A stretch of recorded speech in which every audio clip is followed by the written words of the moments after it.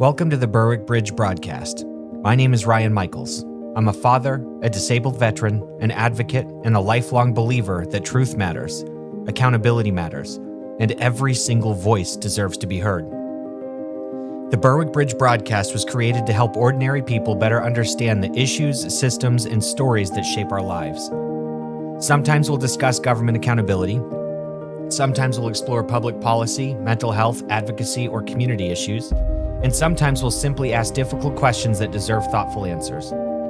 This isn't about politics. It's about participation. It's about learning how systems work, understanding the fact for ourselves, and building bridges between lived experience, public records, and informed discussion.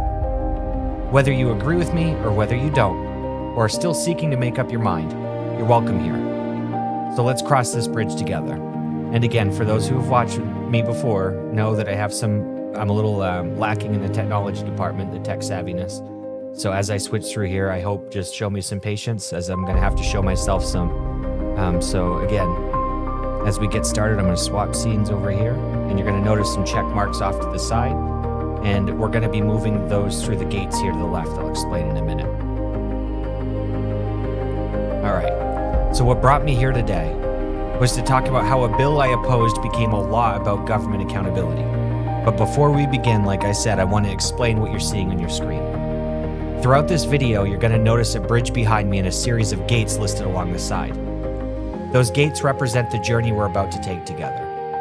As I move through the story, you're going to see me check each gate off one at a time. I'm recording this using OBS, and I'll be manually moving us through each checkpoint as we go. Why? Because this story isn't just about a bill. It's about a process. It's about learning. It's about understanding, and most importantly, it's about participation. So rather than simply telling you what happened, I want us to walk through it together. Think of each gate as a new level of understanding. Each one brings us a little bit closer to the other side of the bridge. And by the end, whether you agree with me or disagree with me, my hope is that you'll better understand not only what happened with LD 2150, but how ordinary citizens can become part of the legislative process itself. So take a look at the screen. Right now, none of the gates are checked. We're standing at the beginning of the bridge. So let's begin. What if I told you that I testified against a bill that I believed would give government too much power? And a few months later, I watched that same bill become a law focused on, instead, transparency, notice, accountability, and due process. Because that's not hypothetical. That's exactly what happened. And whether you agree with me or disagree with me, I think the journey's worth understanding. Because the story isn't really about politics. It's about participation, public testimony, Maine government, Maine DHHS, OCFS, and it's about what happens when ordinary citizens decide to speak up. It's about a bill called LD 2150. Now, if you've never followed legislation before, don't worry. You don't need a law degree. You don't need to understand politics, because honestly, before all of this, I didn't know much about the process and how it worked either. But what I did know was that I had spent years of asking questions about government accountability, due process, transparency, and the actions of agencies like Maine DHHS and OCFS. Then one day I discovered a bill that seemed to touch on many of the issues that I had been fighting to understand myself. What happened next surprised me. So let's cross this bridge together. And again, bear with me with a little bit of patience, because right now I'm going to try to check the first one, because we're going to move off to 2. There we go. All right. The sign that made me stop. You should now see gate 1 checked on the screen, if I had done it right. I believe so. This is where the journey began. I still remember reading the title for the first time. LD 2150. It was officially titled, and I quote, "An act to establish procedures for restricting access to state property, access to state services, and communication with or through state entities." I understand. That's a lot of legal language. So let me translate it into plain English. The bill was essentially about creating a formal process for restricting someone's access to government buildings, government services, or communication with government agencies. Supporters argued that agencies were already doing these things and simply needed a formal framework. At first glance, that might sound reasonable, but when I read it, I immediately paused. because I wasn't reading it as a politician. I wasn't reading it as an attorney. I wasn't reading it as a policy analyst. I was reading it as someone who believed that he had already experienced the exact type of government restrictions that this bill was attempting to address. And that's when this became personal.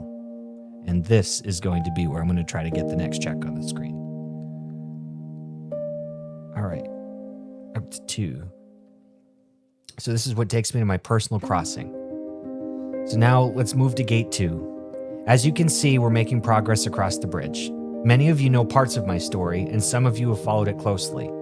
Others might be hearing of parts of it for the first time. For years, I have publicly spoken about my experiences with Maine DHHS and OCFS. My concerns have never really been about politics. They've been about accountability, about transparency, and they've been about due process. And they've been about what happens when government decisions dramatically affect someone's life.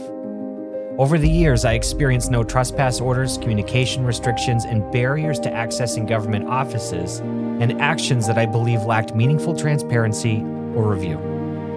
From my perspective, decisions were made that affected my ability to advocate for myself, to communicate with government agencies, and even to fight for my relationship with my children. Whether you agree with my conclusions or not is really not the point of this story.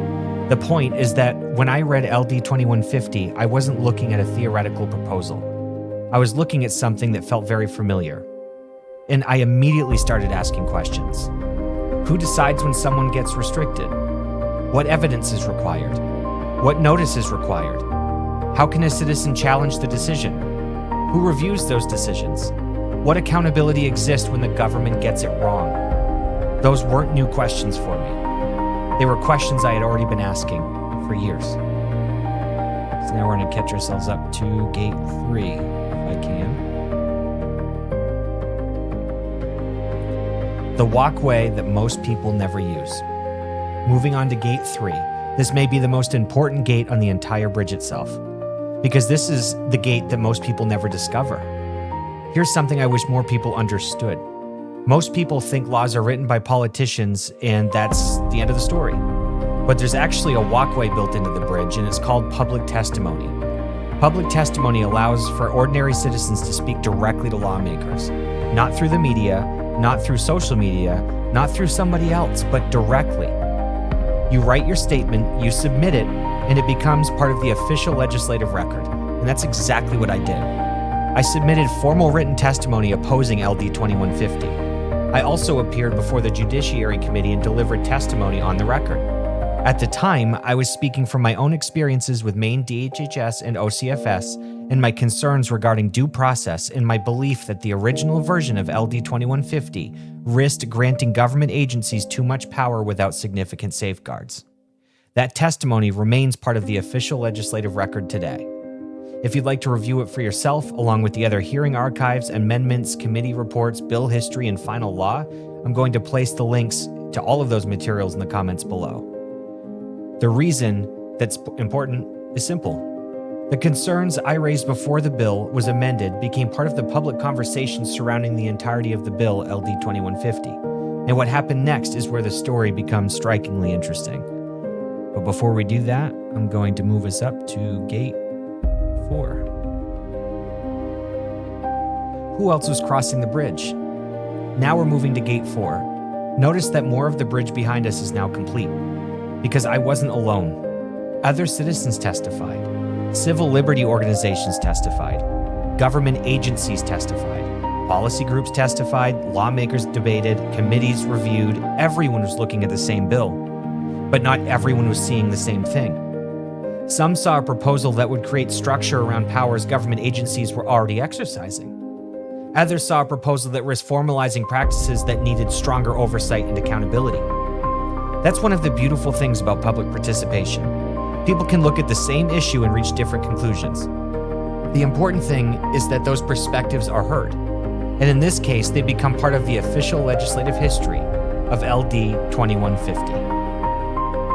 Now we're going to move on to Gate 5. This is what I call the construction zone.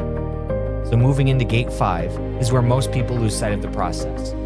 A bill gets introduced, people assume lawmakers vote, and that's the end of the story. But that's not what happens. bills enter what I call the construction zone. Committee hearings, work sessions, questions, debates, concerns, revisions, and even amendments. This is where most of the real work happens, and that's exactly what happened with LD 2150. The bill didn't simply just move forward unchanged, it started evolving. And the more it evolved, the more interesting the story became. And with that, it's going to take us to Gate 6. The detour nobody expected. So let's check Gate 6. At LD 2150, it moved through the legislative process, amendments began appearing, and now, if you've never followed legislation before, an amendment is simply a change to a bill. Think of it like editing a document. Sometimes it's a minor correction, sometimes it's a complete rewrite, but with each amendment, the focus of the conversation, it seemed to shift, at least from my perspective. The original discussion appeared focused on restrictions. The amended versions became increasingly focused on notice, review, documentation, and accountability. And then something happened that honestly stopped me in my tracks.